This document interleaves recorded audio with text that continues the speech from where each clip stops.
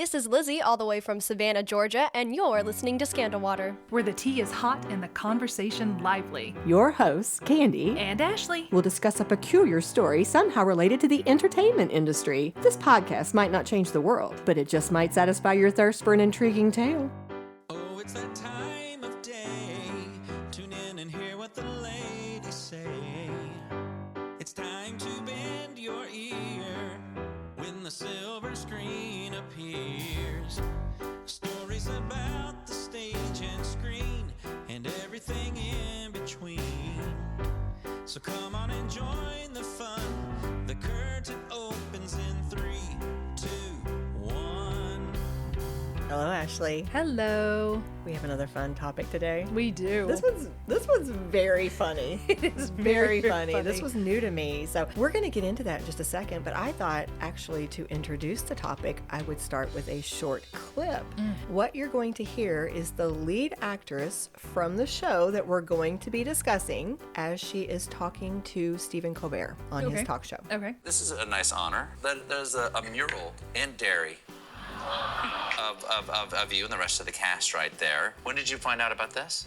We were told when we were filming that they were going to do a mural, and it's quite special because most of our murals at home are about, the political landscape in the 80s, 70s, and 90s. So this is the first positive mural in a way, something about like different culture apart from the civil war. That's nice. That is Saoirse Monica Jackson. She is, it's an ensemble cast, but she's basically the lead, if you have to identify Erin. one. Yes, from the show Derry Girls. Yes, as yes, she's yes. talking to Stephen Colbert. First of all, I wanted you to hear her voice because we're going to talk about the setting and how important that is. But I love listening to her. Yeah, I do so too. I so do cool. too. Could you hear what she was saying? Yeah. Okay, what was she talking about? What was the honor? mural. Yes, the have mural. you seen it? I have seen it. I think it's really cool. Can you describe it? You're looking at it right now. Yes, I can't. Is that I'm not sure if it's a house or whatnot, but it is like 2-story painting of Erin and her friends. There's Orla and Clare and Michelle and the English guy. Yes. James. James, yes. James. James. That is actually on the side of a pub. It was actually such an honor for them. They did that in early 2019. That's when it was revealed. It was as part of the promotion for their second season. And it's a huge tourist attraction. Yeah. It's a huge thing. And it's also now, it's got a little bit of controversy surrounding it. Because the people who owned that pub went and put up an awning and it obscures part of the mural. Oh. And it has turned into this little legal Controversy? battle. Yes, people are complaining about it. They want that awning to come down, whereas the people are like, hey, we run a business. We would really like our customers to be able to enjoy our beverages and food. And so it's actually, as far as I can find, I've Googled recently, and it looks as though it's still being It's still raging. settled. Yes. A planning application submitted to retain pub awning. It was part of a title that I saw recently. See, but what I would say it's- is get some tables and umbrellas. There you go. yeah, well, I fixed it for you. but still, how fun is that? That is in the cool. show notes, I actually have a photo of the cast, or several of them, Standing in front. of the Aw, mural. Yes, but I did that because I thought it would be a fun way to start. I wanted you to hear her voice, and I thought it would be a great way to introduce Derry Girls, which is, ironically, The oldest cast. our theme is talented teens. Yes. And as we got into this, we discovered they're none of them teens. None of them are teens. No, But you know what? They're playing teens. They and they're very are. talented. And they do a lovely job. And it's our So- show, and who cares? That's right. We are doing this episode on the Derry Girls, which actually you were the one who mentioned it to me. How did it come across your radar? My mom had seen it, and she watched. She said I think she said she sat down and watched, I don't know, maybe all the seasons in a weekend or something. And she said, you have got to watch this series. And for people who do want to tune in, just fair warning, the language is super salty. Yeah. Just know that up front. But I hope that doesn't deter you, because the characters are so good. The plots are so funny. It's so well written. And I would hate for an aversion to language to be something that keeps you from watching this phenomenal television show. That's what I'm going to say about it. Yeah. It is so funny. It is, and the humor is in the ridiculousness in many Yes. cases. They are purposely going over the Yes. top Yes. for effect. and it definitely has the effect. I mean, it's Yeah. very funny. We also thought, I forgot, we didn't say this in the opening, that this is kind of, yesterday was St. Patrick's Day. So this was our little tie-in and that's tribute right. to Ireland. That's right. Ashley with those dates. I do. I love 'em. Yeah. Gotta Love have a those good connection. connections. That's right. That's right. In case you're not familiar, and there may be some of you who are not, here's what this show is. It's been described as a beloved Northern Irish dramedy that premiered on UK's Channel 4 back in 2018. It was directed by Mike Lennox, and it ran for 3 seasons. But the reason your mom could go through it so quickly is they had very few episodes in the they did. season. Yeah. Like, I think the whole 3-season run was probably only something like 19 episodes. Yeah, it's not It very goes many. very fast. The pandemic actually caused a big delay between seasons 2 and 3, so they had a gap themselves, the actors and the production team, and during that time the cast were doing some other things, which we'll come back to. But it was kind of drawn out, so only 19 episodes, 4 years, but that's how that happened. It is rated TV mature, again, primarily because of language, occasionally some content, but Mostly language. Yes, mostly language. The majority of it was shot in Belfast, but they said in different interviews they made sure that some of the show was shot in Derry because That's where it's set. that's where it's set, and it's very important to this show. It was an incredibly popular series locally. According to a July 2024 Vulture article, more than half of Northern Ireland's TV audience watched Derry Girls, making it the biggest series in the country's history since record keeping began in 2002. Wow. And then when Netflix picked it up, then it gained global popularity. All of a sudden, Netflix, we wouldn't have seen it if it hadn't been for Netflix. absolutely. Yeah, and talk about skyrocketing in popularity, not just the show itself, but those individual actors. Here's a summary from an Entertainment Weekly article. Created and written by Lisa McGee, the coming-of-age comedy is set in the 90s in the city of Derry, or Londonderry, depending on your persuasion, Northern Ireland, during the back end of the decades-long conflict between Irish nationalists and United Kingdom loyalists, a period of sectarian violence known as the Troubles. The series follows 5 teenage friends, Erin, her cousin Orla, their friends Clare and Michelle, and Michelle's English cousin James, or the wee English fella, as they called them. Yeah. As they attend Catholic high school and otherwise navigate the typical pitfalls of teen life, albeit set against a more dangerous backdrop Yeah. than most. Yeah, and I think that's why it's a dramedy, because there's serious stuff happening. yeah. And it's just about surviving in a serious time and just going on with your life and having these normal teen experiences on a backdrop of just real tragedy happening. Absolutely. Yeah, you said that very well. We're going to talk more about that, but that's part of what they set out to do. So what inspired this was Lisa McGee's background. Yeah, the creator and writer of the show, Lisa McGee, has given so many interviews about Derry Girls. It is so close to her heart. Here's a little background on how Lisa came up with the idea, with most of this information coming directly from Lisa herself in various interviews.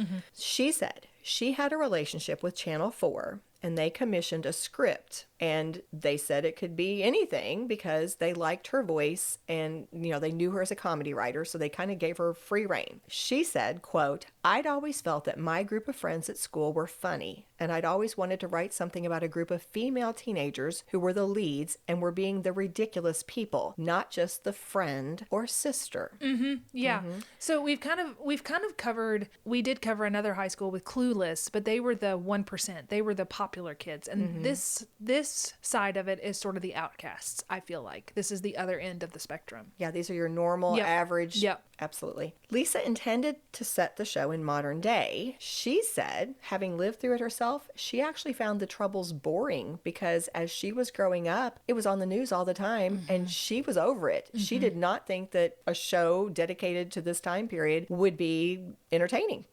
But 2 key things convinced her to set it during the Troubles. Here's a quote that she gave explaining one factor that motivated her. "When I moved to London, there were a few of my Northern Irish friends that moved over at the same time. And I remember being out in the pub and talking about stuff that happened to us. And there was just horror on English people's faces. We normalized this stuff that Yeah. English people were like, Yeah. that's not normal, lads. Yeah. That's weird. Yeah. I realized there's something really funny about this, that this little pocket, this little place has normalized all this crazy stuff. Yeah. And you do see that if you watch the show. They get on the bus and the people with guns get on the bus and they're just like, well, it's another day. Yes, and they're just talking about the most trivial things while these men are standing over them with these big machine gun looking things. Yes. Well, her executive producer, Liz Lewin, was the other influence that helped change Lisa's mind. Liz had heard Lisa and her friends talking about all their old stories, and Liz told Lisa that she was going to be missing the boat if she did not make it a period piece set during that time period. Lisa said this, reflecting on it: "I just thought that it was a headache. It's too complicated. People wouldn't understand. But I'm so glad she convinced me, because the minute I started writing it, gave me the chance to explain some things and talk about some things that maybe people in the rest of the UK didn't know about." So again, she knew she wanted the story to be about the girls. She wanted it to be a female-centric cast. And she said,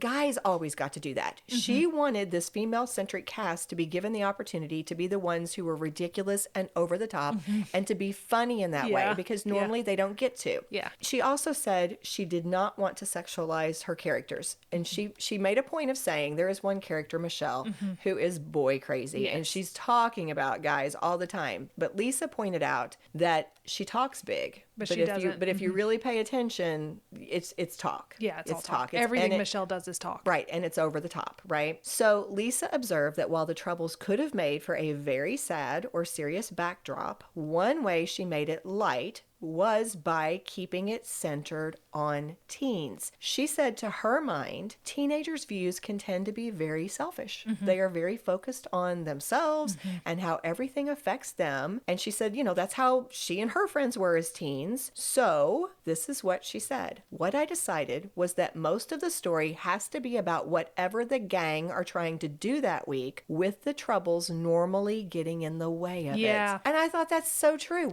As soon as I read that, I was like, that's what you see. You have these episodes that are about what these kids are trying to accomplish, these teen girls, and then all of a sudden, you'll have a bombing or you'll have some serious thing that prevents it. And also, the way you think they're going to get out of it is, I think in one case they wanted to go to a rally to hear Bill Clinton speak. He was a big politician in this time period, and you think at the end, oh, they're going to get to go. No, they don't get to go. Right. They don't get to go, and something happens and it's opposite of what you think. Or another time they want to go to Paris, and you think, oh, they're going to do this or that, and they're going to be able to get this. No, a lot of the times they don't get to do what their goal is, but they find something different or better to replace it. But they don't get what they want. They don't. It's so realistic that way. And then how they deal with it, which is always in some funny way and usually heartwarming too. Yeah. It is very heartwarming in a lot of different places. But I think what we keep coming back to is the setting is so important. The fact that this is the 90s,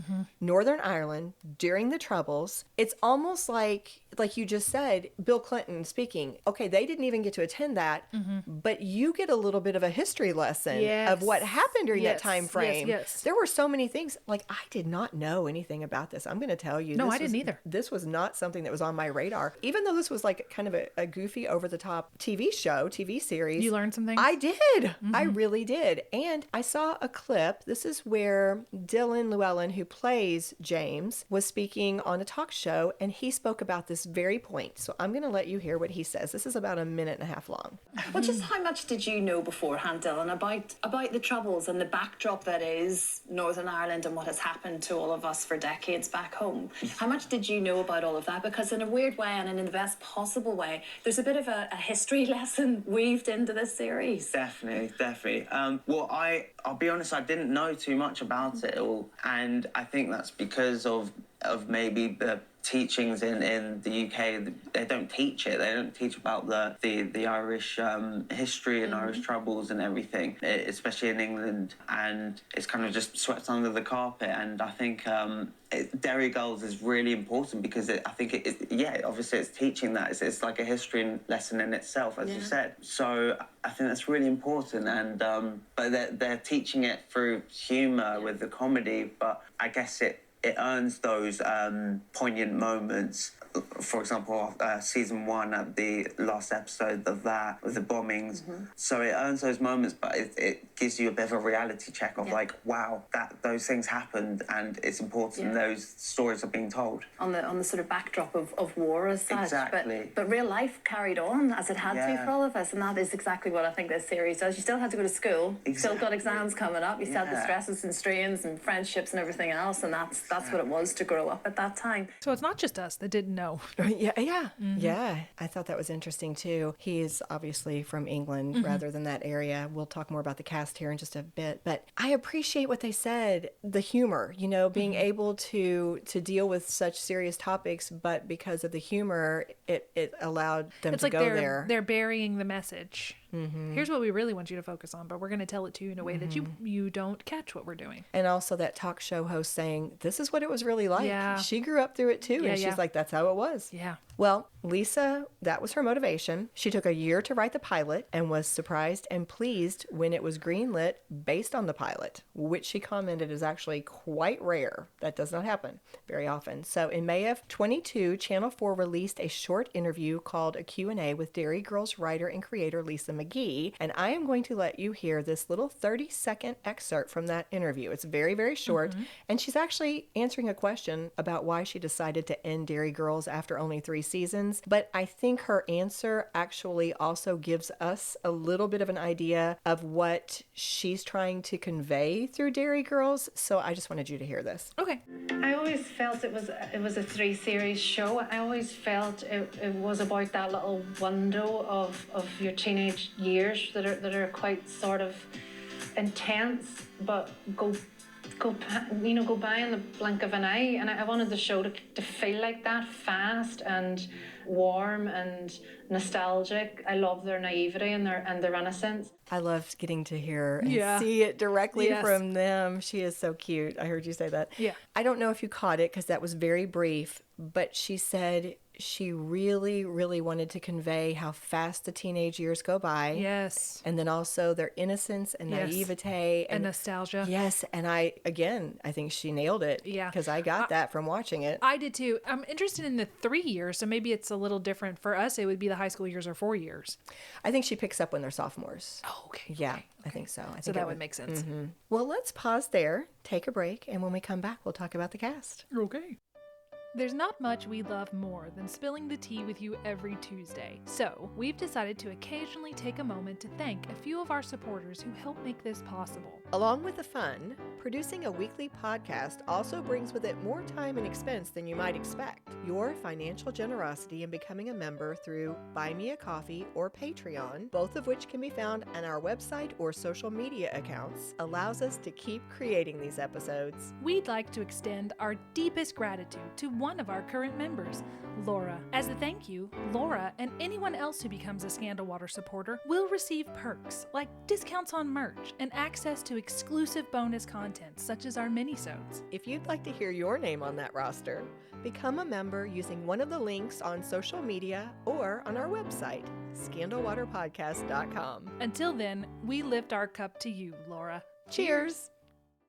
And we're back. All right. So the characters. Saoirse Monica Jackson was 23 when she was cast as Erin Quinn. Erin is the show's central character. We've already said that. She is the one loosely based on Lisa herself. That's what I figured. Yeah. Like Erin, the character, Lisa grew up wanting to be a writer. And before she landed the role of Erin, Saoirse had a few small acting gigs here and there, but to make ends meet, she did a variety of odd jobs, sometimes a couple of them at the same time, doing things like market research on vape pens in Manchester and selling HelloFresh boxes door to door. Okay. Yeah. Saoirse is one of the only two of the main leads who is actually from Derry, which she is very proud of. Good for she her. Loves I'm glad it. that they did cast someone from Derry. Well, 2 of them. We'll talk about the second in just a minute. Yeah. She said in one interview, I never expected to work in an Irish accent, never mind a Derry accent. So she liked doing that. And she has also talked about the fact that she can relate to so so many of the situations because of growing up in that area and also similar circumstances. For example, she says that, like the character she plays, she grew up with tons of aunts and uncles and siblings and cousins everywhere, constantly streaming in and out of their house. And she also went to a Catholic school. In a Vanity Fair article, she was quoted as saying this: "It's been such a pleasure and a gift as an actor because I've sort of grown up alongside the character. In the first season, she's so manic," meaning the character Erin, and she's so desperate to get what she wants. The older she gets, the more she's trying to figure out her place in the world and her place in this little gang. You really see that most of all with how she handles her relationship with Orla. She looks after her a lot more. She's less insecure than what we started out with because she's now accepted Orla for who she is and can see how amazing she is instead of being mortified or embarrassed by everything she does. It was great for me to leave Erin in a place that makes you really, really proud of a young girl from Derry, or just of any girl. That ending monologue, I think, really sums up everything she's been trying to do for 3 seasons. Yeah. You do need to see that ending. We will talk about that later. But It's been a while since I saw it, but I remember being very moved by it. yeah, it was so well done. That is one of, okay, I say it, I started to say complaint and I caught myself because as somebody who tries to create as well, I know how very, very hard it is to nail an ending. Endings are hard, but that's one of the things that it really bothers me is when I'm invested in a book or a show and then I'm like, oh man, they couldn't pull it off. They didn't get a good ending. This series nailed it. They did. Nailed it. Yeah. So beautifully done. Well, moving on to a different character. Louisa Harlan plays Erin's cousin, Orla. Orla.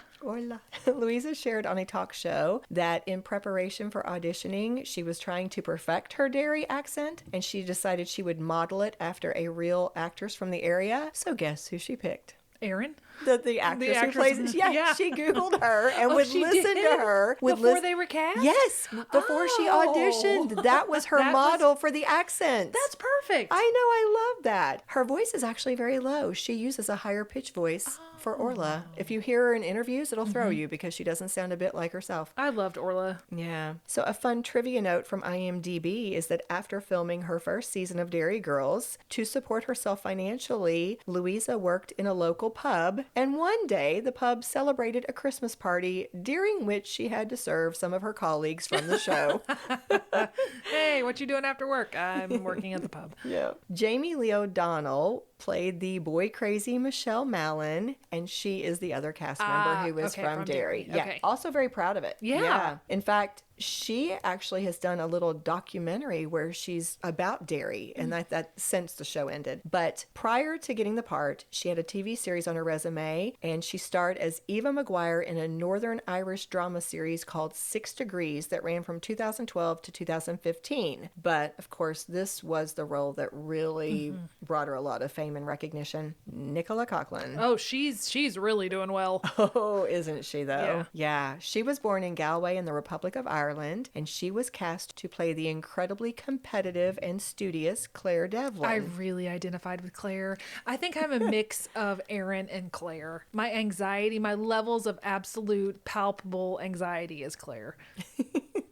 She was fun to watch. She was fun. She did such a good job. Yeah. She has said, "It was a job I got when I was 30. I didn't know if I was going to ever have a career doing what I love doing. So that's a privilege on its own. The fact that people enjoy it is an even bigger privilege. To get to play these outlandish, funny young women, it's all a privilege." 30 years old. 30, yeah. And she's playing a sophomore in high school. Yeah. And I believed it. Very believable. Yeah. Yes. So just as it did with her co-stars, Derry Girls took Nicola's star power to new heights, but it was her casting as Penelope Featherington in Bridgerton that made her a megastar. According to a BBC article published last June, Bridgerton is still Netflix's 4th most watched show, with 113 million households, racking up 929 million viewing hours over the first season's 8 episodes. That's how big it was. 8 episodes. That's huge. She was cast in Bridgerton while she was still filming Derry Girls. Oh. Remember the gap? Oh, okay, yeah. somewhere in there, she got cast and started working on the new show. In fact, according to a GQ interview with one of the other cast members, her work on Bridgerton is likely responsible for why the character of Clare was away during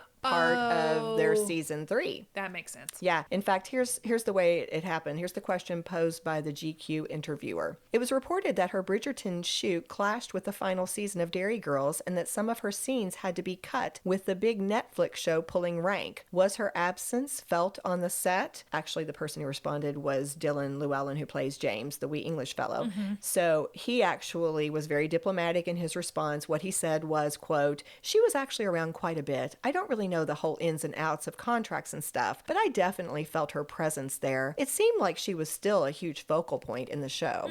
I thought so too. They did a good job. They did. But she was already on her way even before Derry Girls ended. And she got so big, she was also a little cameo in Barbie. Did you in the movie that came out in 2023? I think I remember that. She was Diplomat Barbie.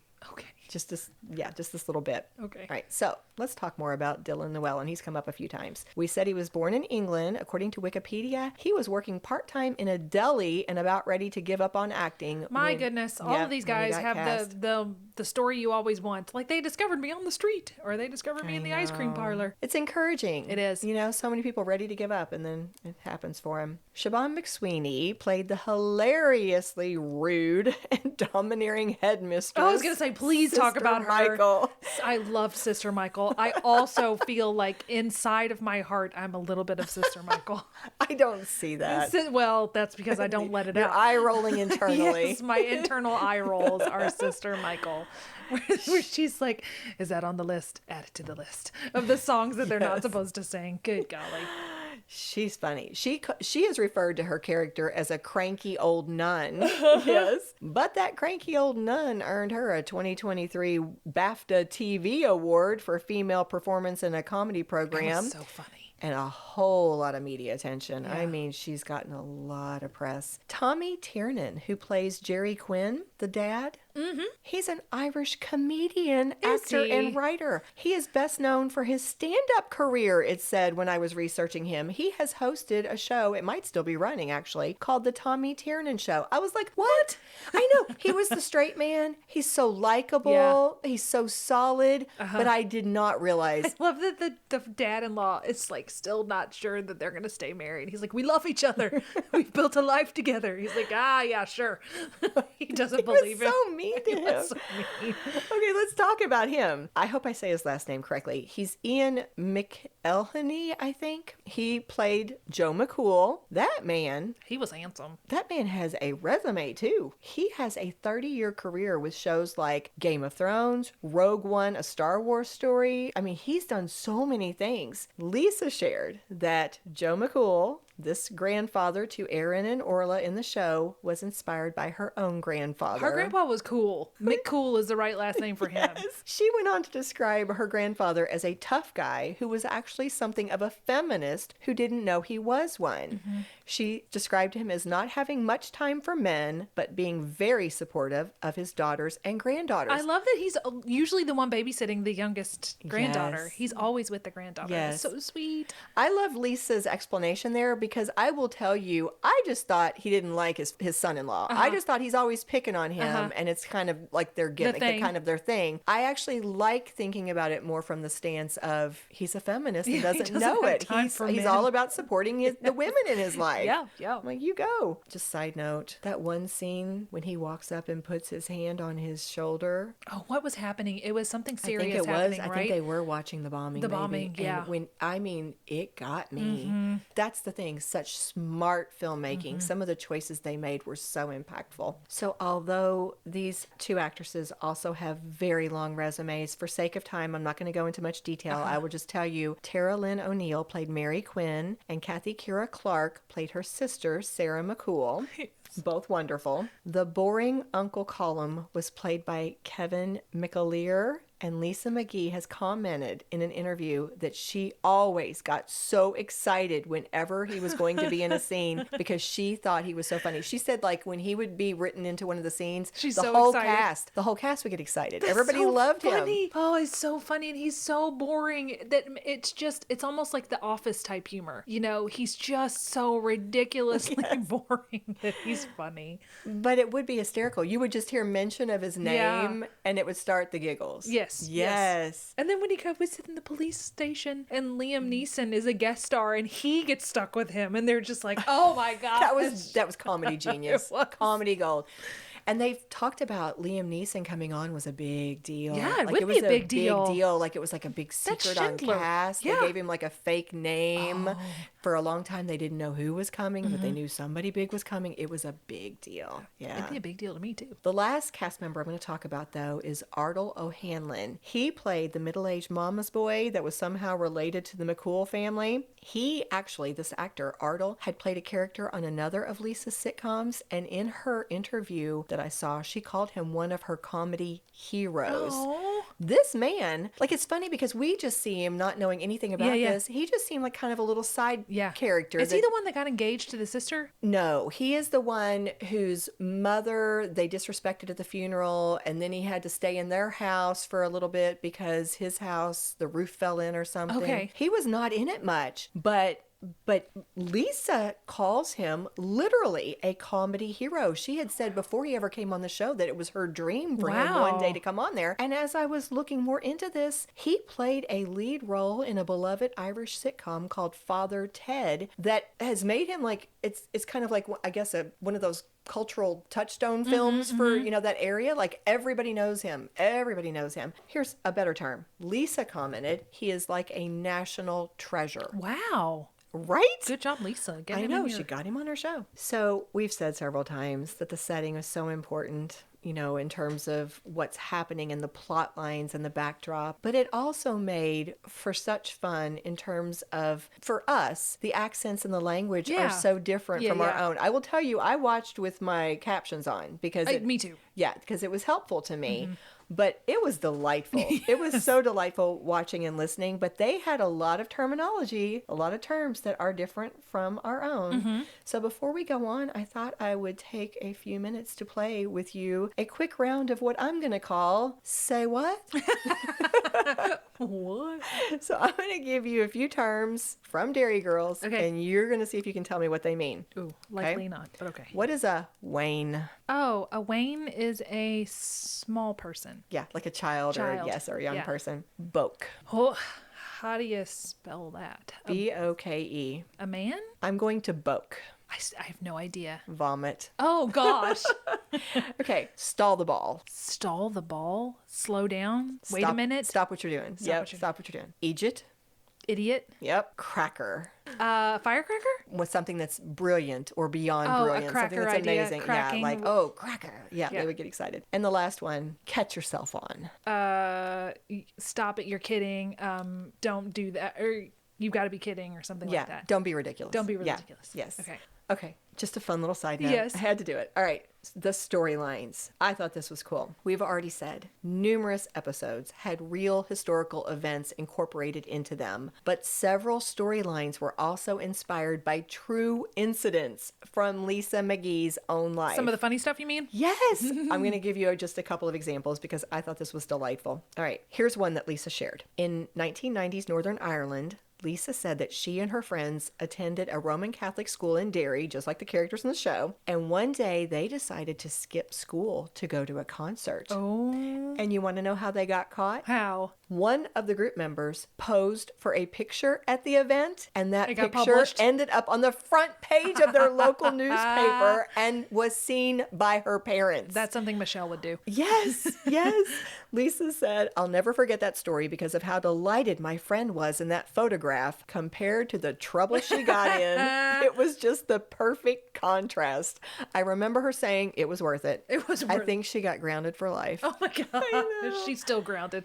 So cute. And then here's the second example. When Lisa was 13, she wrote a letter to first daughter Chelsea Clinton when President Bill Clinton was getting ready to visit Derry in 1995. And she asked Chelsea if she would like to hang out while she was in town. That's funny. She never got a reply, but that idea made its way into the show. That's so cute. I thought that was a really fun way to, without spoilers, I thought that was very fun. Yeah, they did such a good job with that. Following this little thread here, in one interview, Lisa was asked the question, as young people, how present were the dangers of the troubles for you and your friends? And here's what she said. Now, looking back, you really lose your breath thinking about how dangerous things were. But we weren't really scared. Not really, but we should have been. There were armed soldiers on our streets, outside our houses, and lots of other gunmen floating about on the other side of things. It's what you know. We didn't overthink it. It actually, weirdly, started to really affect me and my friends after the Good Friday Agreement. When peacetime started, we realized that what happened wasn't okay,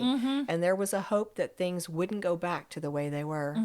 So, without giving away anything that's coming, no spoilers, let's briefly talk about the series finale. The last episode actually was set around the time of the event I just mentioned, the 1998 Good Friday Agreement and the Declaration of Peace. They actually used some real footage. Yeah, news footage. Yeah, Yes. from Bloody Sunday. Lisa wanted to be very respectful. She wanted to make sure that it was okay to use that footage. She said, we spoke to all the families because I wouldn't have done anything like that without clearing that with them, and they were happy with what we'd planned. For that to have worked, they were very proud of it, and the whole city, I think, thought it was handled well.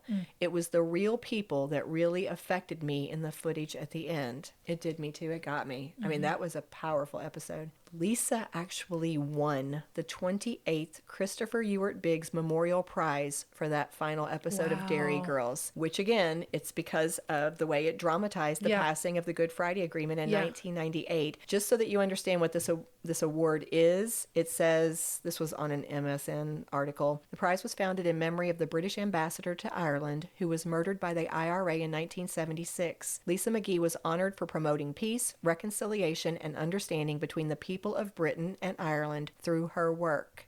When she was receiving the award, just a little piece of what Lisa said was this: laughter is so powerful. It helps us through the toughest of challenges. That's why I believe comedy is so important and so valuable, and I'm very proud to be standing here accepting this award as a comedy writer. Derry Girls is really about finding the light in the darkness. Yeah. Isn't that beautiful? That is very beautiful. Well, I'm going to bring this to a close with something else that I thought was just really heartwarming. In another interview, Lisa shared that these characters are so close to her heart, especially when the series first ended. She dreamed about them. Like she couldn't separate herself from them. Like she was just so tied to them. She said that she had given so much thought to where those characters are now. And so in this interview, they asked her, well, tell us. What happened to them? So here's where she thinks these people are now. She said Erin's a novelist, similar to Lisa herself, who she says was also like her in being pretty terrible as a teen, not a good writer, but hopefully much better now. And Clare is a very successful barrister who is ruthless and at the top of her game. She said Michelle is a DJ who might run a bookie business on the side. James is a filmmaker, perhaps even a documentary maker, who focuses on topics related to Northern Ireland. I like that. And she said Orla was the hard one for her. She had to give Orla a lot of thought, but she finally decided that Orla likely coached a really terrible sports team that she led to victory and through which she gains a lot of fame. She said it would be a very random sport, and we said this would kind of be like a Mighty Duck situation. Yeah.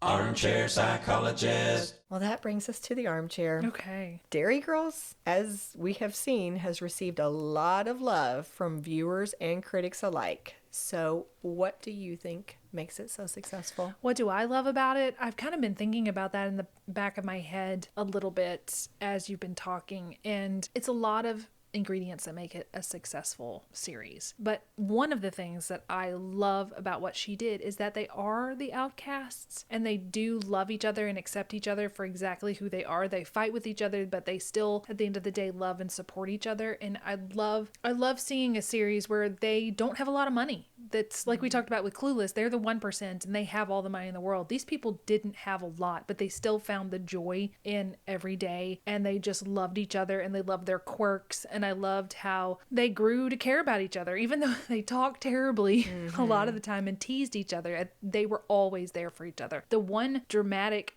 which I'm not going to say in case you want to watch the series, but there was something, a passing away of one of the characters, someone related to one of the characters, like someone they were were close to. And that was such a beautiful way that they all came together to support their friend. It just, I don't know, I think the writing was good. It was regular people facing regular everyday things, but she found a way to just the heart and the humanity and the love and the care and the quirkiness.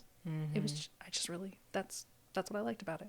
Yeah, you said so much there. I don't know if I have anything great to add. I would just say that it takes talent to me to take such a serious topic and handle the history respectfully and the very real tragedy and strife and the hostility, all the different feelings. Like those things are mentioned or alluded to. You see them, you can kind of feel them, but you're still caught up in the humor and these teens and their lives and how much you care about them. Yeah. And I think that takes a lot of talent. It does. They care about each other and we care about them. Absolutely. The whole family, not just our main characters. Yes. We care. They feel like by the time you've watched it that they're your family. Yes. That's really good writing. And the fact that they are ridiculous and over the top is what really makes it work, because otherwise I think it would just be like a big, sad and tragic. yeah, just a sad drama. So way to do it, Lisa McGee. Absolutely. I mean, seriously, way to pull that off. Writer and creator and yeah, amazing. I would like to cheers Lisa McGee. Absolutely. Cheers. Cheers.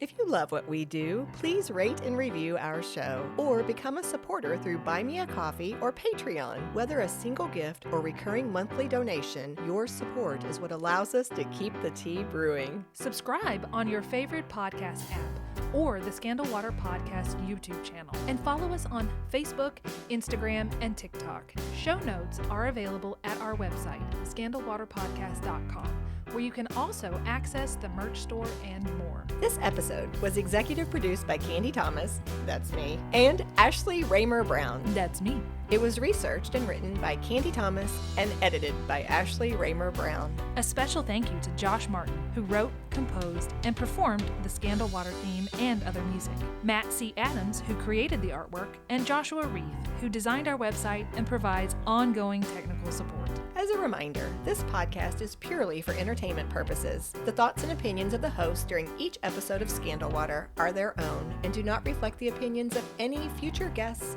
advertisers, or clearly professional psychologists. Thanks for listening.